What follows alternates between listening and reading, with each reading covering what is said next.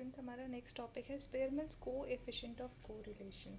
ये rank correlation है, ठीक है। तो इसके नाम से ही पता चल रहा है कि ये स्पेयरमैन्स ने दिया है और ये कोएफिशिएंट ऑफ रैंक कोरिलेशन है। यानी कि यहाँ पर हम किन्हीं भी दो फैक्टर्स के रैंक का कोरिलेशन देखते हैं, यानी कि रैंक में क्या उनके कॉमन है क्या अनकॉमन है, ये हम पता करते हैं इस मेथड के थ्रू, ठीक है।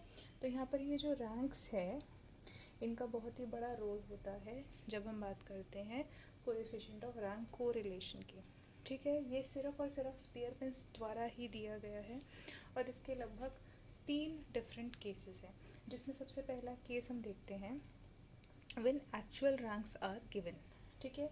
इस सिचुएशन में क्या होता है कि आपको ऑलरेडी क्वेश्चन के डेटा के अंदर कोई भी दो वेरिएबल्स के रैंक्स ऑलरेडी गिवन होते हैं, ठीक है। अब वो कैसे, आगे हम जब क्वेश्चन करेंगे तो देखेंगे।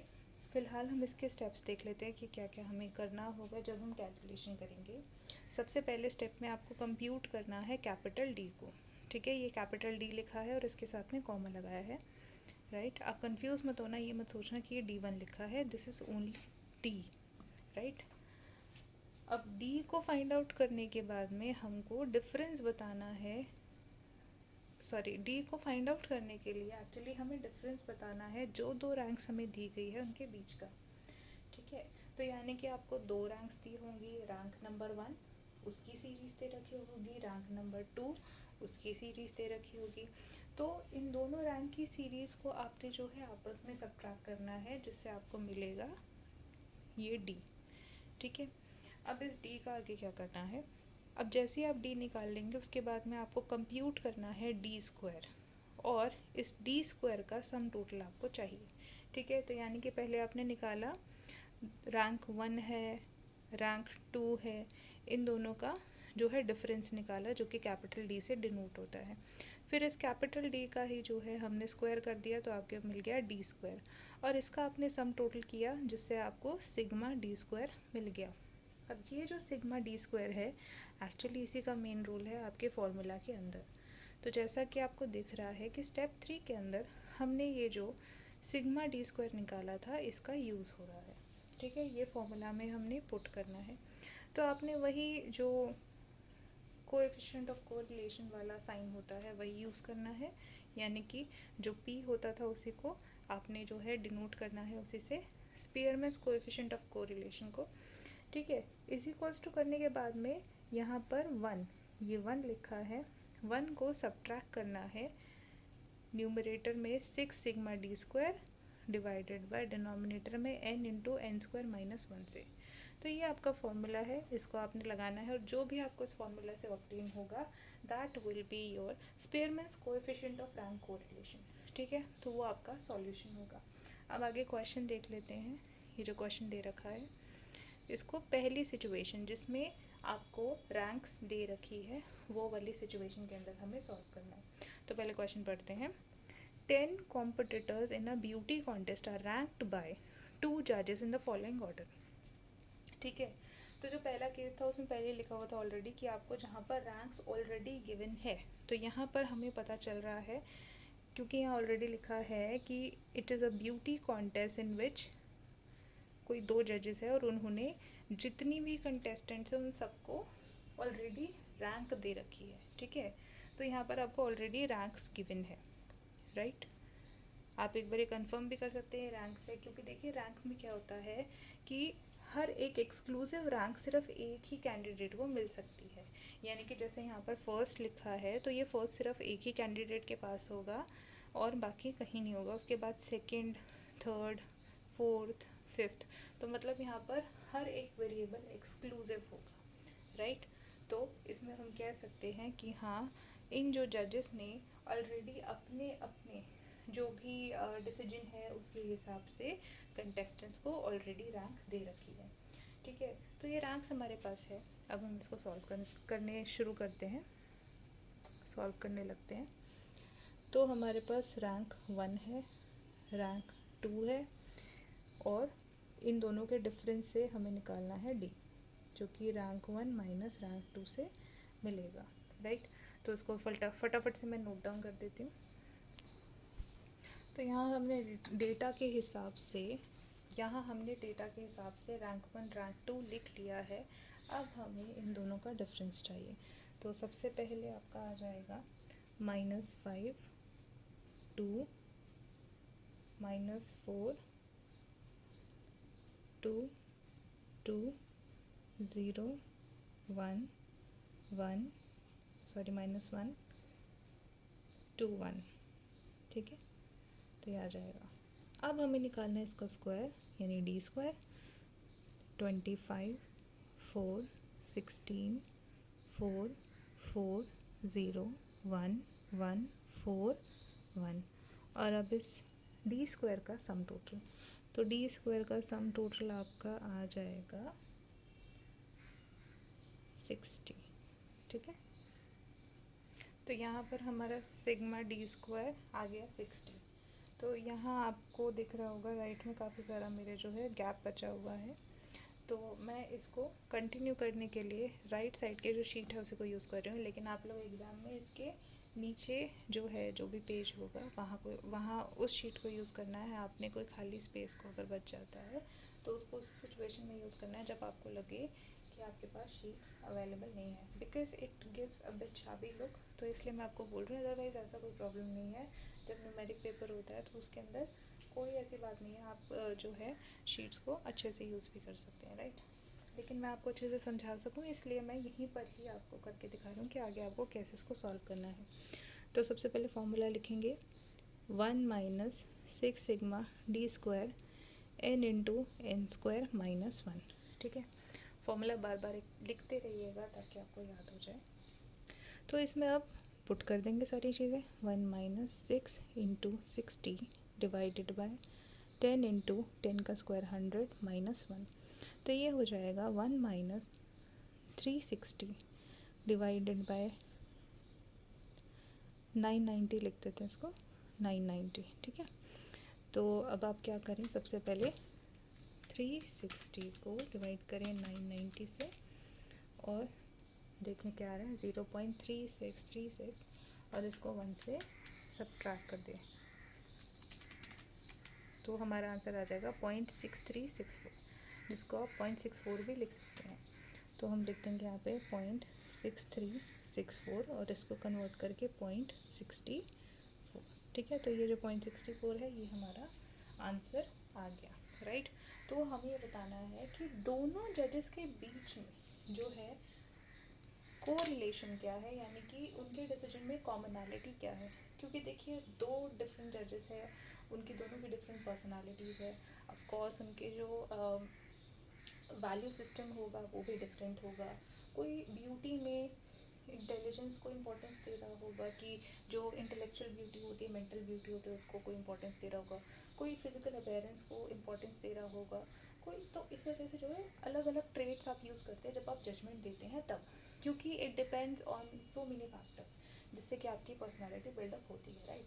तो इसीलिए अगर आपको जजमेंट देनी है, ऑफ कोर्स आप किसी ब्यूटी पैजेंट को या फिर ब्यूटी कॉन्टेस्ट को जो है जज कर रहे हैं, कहीं ना कहीं आपको एक कॉमन फैक्टर चाहिए अपनी जजमेंट के अंदर, ताकि आप जो रैंक्स है जो मतलब जो एक्चुअली ब्यूटी कॉन्टेस्ट विनर्स होंगे आप उनको अनाउंस कर सके, राइट। तो उसके लिए आपको कहीं ना कहीं एक कॉमन फैक्टर की ज़रूरत है जिसके बेसिस पे आप लोग अपना डिसीजन ले सके।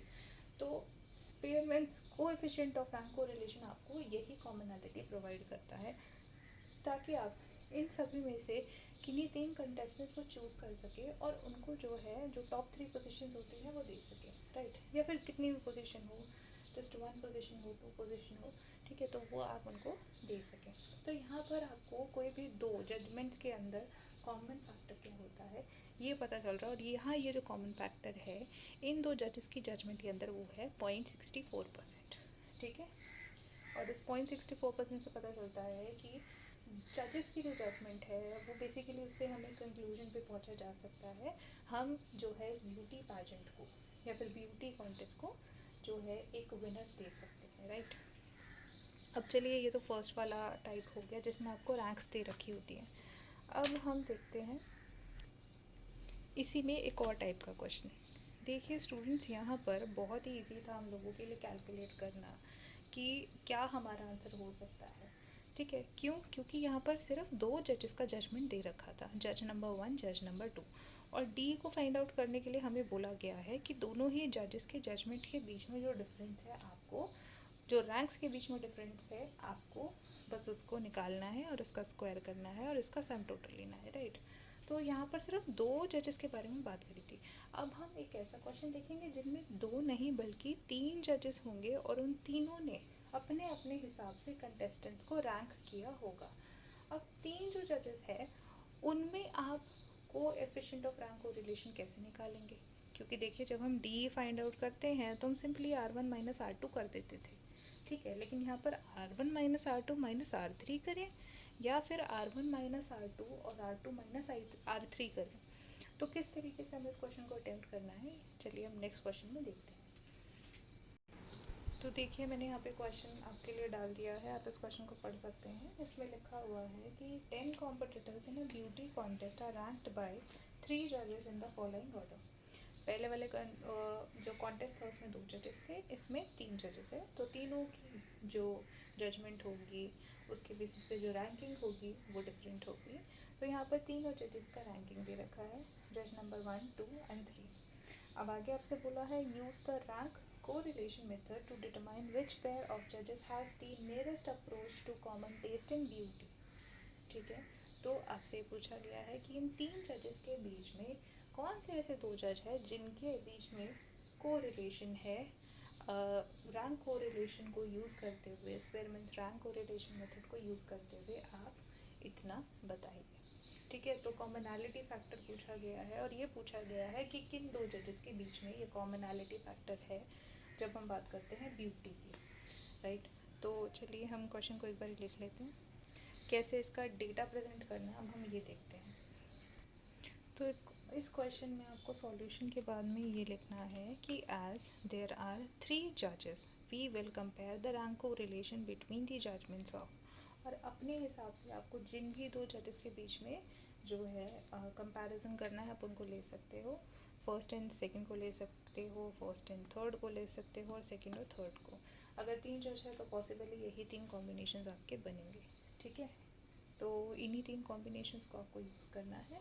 लेकिन आप फर्स्ट सेकंड ले और उसके बाद चाहे सेकंड थर्ड ले ले और लास्ट में फर्स्ट थर्ड ले, या फिर सेकंड में फर्स्ट और थर्ड ले और थर्ड में सेकंड एंड थर्ड, तो मतलब किसी भी हिसाब का आपका जो है कंपैरिजन हो सकता है, उसमें हायरार्की कैसे भी आप यूज़ कर सकते हैं, राइट। उसके बाद में आपने यहाँ पर जो फॉर्मूला है उसके हिसाब से देखिए हमें क्या चीज़ चाहिए होती थी, डी स्क्वायर का सम टोटल, यानी सिग्मा डी स्क्वायर आपको चाहिए होता था, ठीक है। तो उसको फाइंड आउट करने के लिए हमने यहाँ पर जो भी कॉम्बिनेशंस हमने यूज़ किए हैं उनके हिसाब से हमने यहाँ टॉप में जो है इनके टाइटल्स लिख दिए हैं।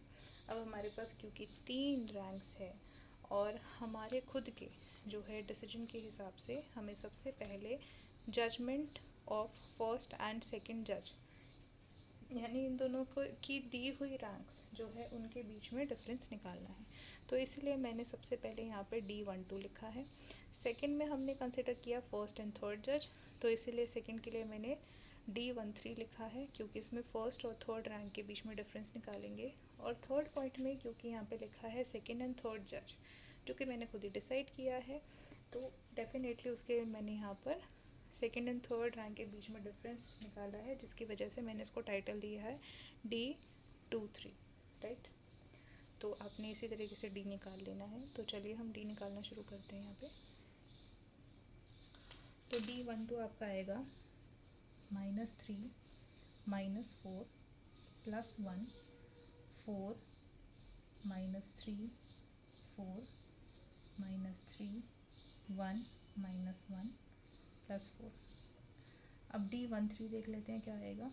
D13 का डिफरेंस आएगा -5 -3 7 1 -4 +5 -2 +1 -1 +1।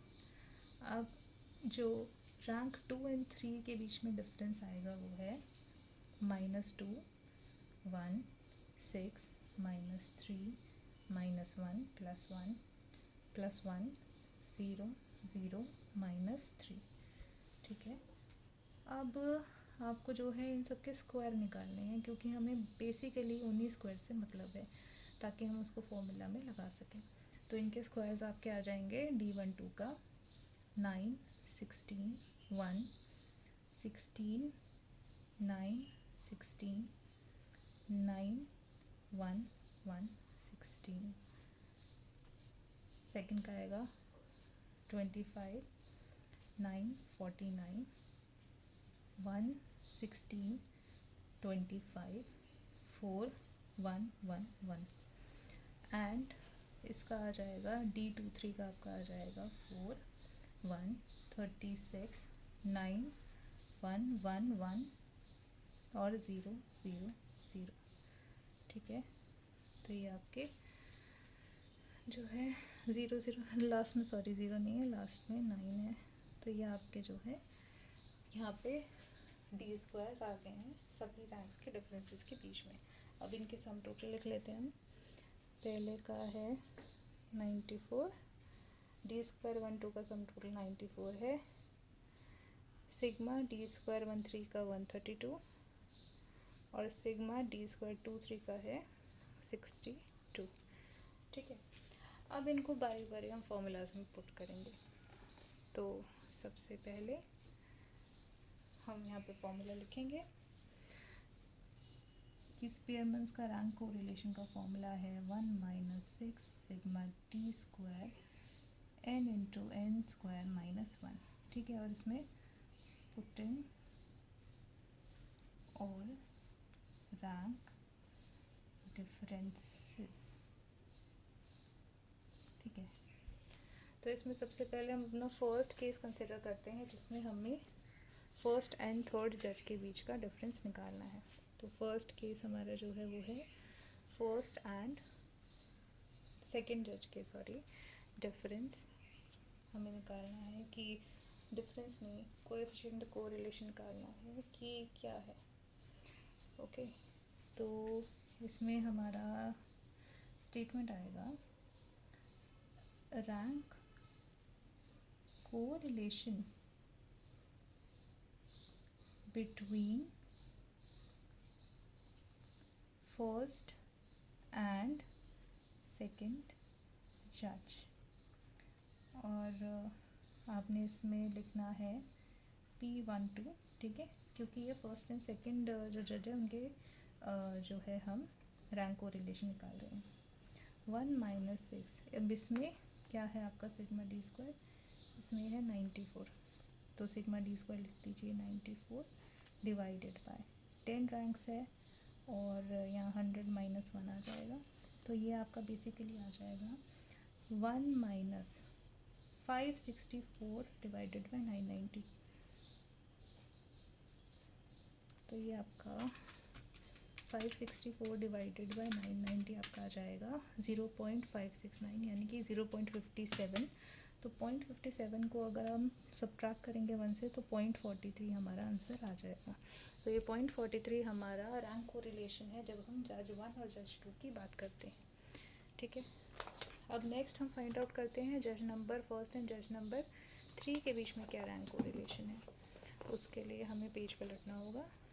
पेज पलटने के बाद में हम लिखेंगे सेकंड रैंक कोरिलेशन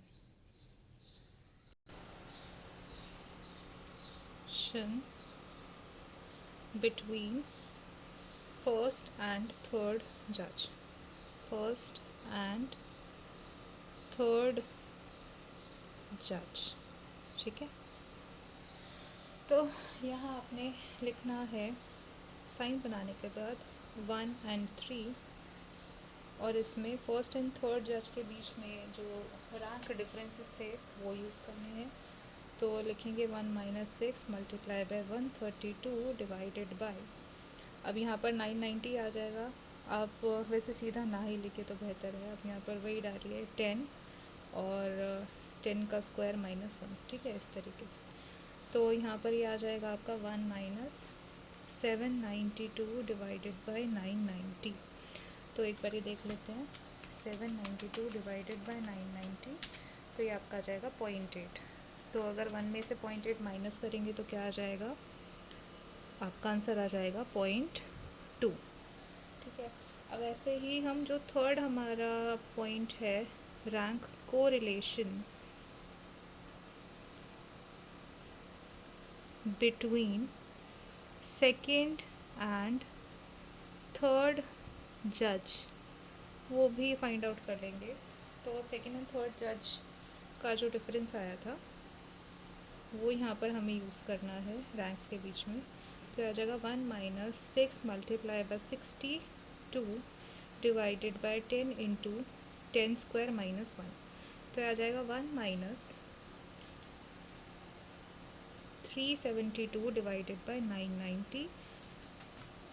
तो 372 डिवाइडेड बाय 990 आपका आ जाएगा 0.375। अब इसको 1 से माइनस करेंगे तो हमें मिल जाएगा 0.625। तो आपका आंसर है 625। ठीक है। तो ये आपका सॉल्यूशन आ गया 0.625। अब आप यहाँ पे देख सकते हैं फर्स्ट जजमेंट में हमारा आंसर आ रहा था 0.43, सेकेंड में आ रहा था 0.2 और थर्ड में आ रहा है 0.625। ठीक है, 0.625। तो आप यहाँ देख सकते हैं कि जो रैंक कोरिलेशन कोएफिशिएंट है वो मैक्सिमम है सेकंड और थर्ड जज के बीच में, क्योंकि यहाँ पे 0.62 आ रहा है, बाकी दूसरे जजमेंट्स में आ रहा है 0.43 और सॉरी फर्स्ट जजमेंट में आ रहा है 0.43, सेकंड में आ रहा है 0.2, थर्ड में आ रहा है 0.62। तो इन तीनों में से कौन सा सबसे बड़ा नंबर है? ऑफकोर्स 0.62 सबसे बड़ा नंबर है। तो यहीं पर हम बोलेंगे कि जो रैंक कोरिलेशन है जज नंबर 2 और जज नंबर 3 की, वो सबसे ज़्यादा है, वो मैक्सिमम है। ठीक है। और इनके बीच में जो है हमें लग रहा है कि एक कॉमन टेस्ट है। तो आप यहाँ पे लिखेंगे rank correlation coefficient is maximum between judge 2 and 3. We can say that they have common taste in beauty. ठीक है। तो इस तरीके का आपने यहाँ पे कंक्लूजन दे देना है, राइट। इस तरीके से आपने कंक्लूजन लिखना है और यहाँ पर जो है इसको जस्टिफाई कर देना है, क्योंकि सबसे बड़ा नंबर है तो ऑफकोर्स यही जो है आपका रैंक कोरिलेशन मैक्सिमम है।